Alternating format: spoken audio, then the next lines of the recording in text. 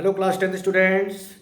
आपके एनसीईआरटी के जो चैप्टर 8 है इंट्रोडक्शन टू ट्रिग्नोमेट्री, उसको लेकर बच्चों के अंदर फियर फैक्टर होता है कि बड़ा डिफिकल्ट है, नया चैप्टर है। नया है, आई एग्री विद यू, लेकिन डिफिकल्ट कुछ नहीं है अगर उसको आप सही तरीके से समझते हैं तो आज इस वीडियो में आपको ट्रिग्नोमेट्री की जो बेसिक चीज़ें होती हैं, जहाँ से आपको स्टार्ट करना चाहिए जिससे कि ट्रिग्नोमेट्री आपके लिए बहुत ही ईजी बन जाए, उस पर डिस्कशन होगा। तो सबसे पहली बात जो ट्रिग्नोमेट्री के रिगार्डिंग आपको जानकारी होनी चाहिए कि ट्रिग्नोमेट्री सिर्फ उन ट्राइंगल्स के साथ डील करता है जो राइट एंगल ट्राइंगल होते हैं, यानी एक एंगल 90 डिग्री का होना मस्ट है। सो देखिए यहाँ पर मैंने दो ट्राइंगल बनाए हैं, ठीक है, ABC दो ट्राइंगल बनाए हैं जिसमें एंगल भी 90 डिग्री का। अच्छा, जब ट्राइंगल 90 डिग्री का बना है तो जाहिर सी बात है परपेंडिकुलर भी होगा, बेस भी होगा और हाइपोटेन्यूज भी होगा, ठीक है। सबसे पहले हम पकड़ते हैं इस वाले एंगल को। तो ट्रिग्नोमेट्री में किसी भी एंगल को आप थीटा फाई वगैरह से डिनोट कर सकते हो। एंगल ए ही है, मान लो थोड़ी देर के लिए इसको मैंने माना है थीटा लिख दिया। तो जब इसको मैंने माना है एंगल, जब ए के बारे में बात कर रहा हूं, तब ये चीज बन जाएगी बेस। क्या बन जाएगी? बेस। ये तो भाई हाइपोटेन्यूज है, इससे तो कोई लेना देना नहीं, ये तो हमेशा लॉन्गेस्ट साइड है, तो ये क्या हो जाएगा?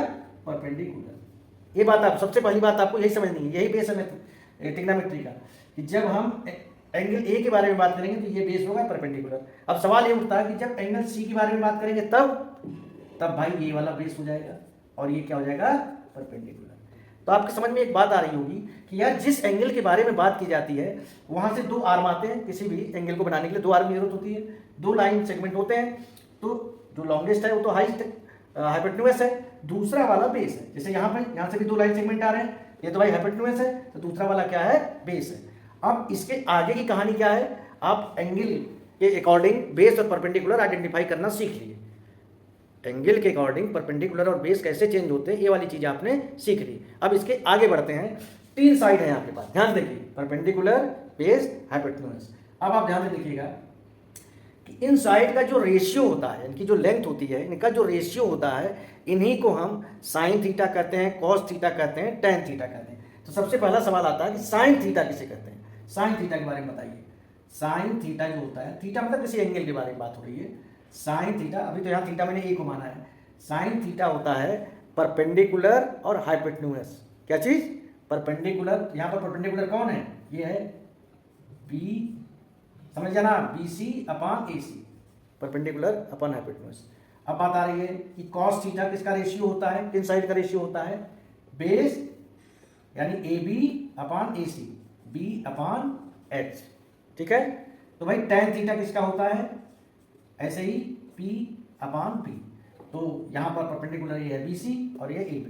अब जरा इनका रेसिप्रोकल कर दीजिए, उल्टा कर दीजिए। साइन का उल्टा क्या होता है? कॉसेक। तो क्या हो जाएगा यहाँ पर? H upon P। मेन तो यही तीन है, साइन, इसको आप SINE भी लिख सकते हैं, कॉस C, इसका फुल फॉर्म है कोसाइन, और यह है टेंजेंट, TANGENT, लेकिन शॉर्ट में बोलते हैं sine theta, cos theta, tan theta. अब इसका उल्टा cosec theta, H upon P, इसका उल्टा sec theta, H upon P, इसका उल्टा cot theta, B upon P, cosecant, secant और कोटेजेंट। यही 6 रेशियो होते हैं, यही 6 रेशियो होते हैं। 6 के बाद 7वां रेशियो नहीं होता है, और इन्हीं चीज़ों को आपको याद करना है। मुझे ये बताने की कोई ज़रूरत नहीं समझता मैं, क्योंकि 8 तक आप समझ गए होंगे कि परपेंडिकुलर, बेस और हाइपोटेन्यूज के बीच एक रिलेशन होता है। वो रिलेशन क्या होता है कि P² + B² = H²। मैं आपको इसलिए बता रहा हूँ कि मान लो कोई दो साइड दी है, तीसरी साइड आपको निकालनी है, तो बहुत ईजी है, बहुत ईजी इन सेंस कैसे कि भाई किसने कहा कि P निकालना है, तो P क्या हो जाएगा? √H² - B²। सबसे बड़े वाले साइड में से दूसरा छोटा वाला साइड माइनस कर देंगे। तो कुल मिला के आपके पास जो इन्फॉर्मेशन गई, वो इन्फॉर्मेशन ये गई कि ट्रिग्नोमेट्री में सबसे पहले आप बेस और परपेंडिकुलर आइडेंटिफाई करना सीखें एंगल के अकॉर्डिंग। अब आप कहोगे सर आपने एंगल B की बात क्यों नहीं की, वो तो 90 डिग्री की है, उसकी क्या बात करेंगे? जो अननोन एंगल है उनकी बात करेंगे ना, इसलिए हमने एंगल A और एंगल C की। और कायदे से तो 3 रेशियो बनते हैं, साइड 3 है तो 3 रेशियो बनते हैं, P/H, B/H और P/B। फिर उसी का रेसिप्रोकल कर दिया जाता है, तो 3 और आ जाते हैं। अगर आपको ये 3 याद हो जाएंगे तो ये भी 3 याद हो जाएंगे। पहली एक्सरसाइज के लिए सिर्फ इतनी जानकारी अगर आपके पास है तो 8 पॉइंट एक्सरसाइज आप कंप्लीटली सॉल्व कर सकते हैं। आई होप आपको जो बेसिक्स ऑफ ट्रिग्नोमेट्री है समझ में आया होगा। अब मैं नेक्स्ट वीडियो में 8.1 का सोल्यूशन डालूंगा। Thank you so much.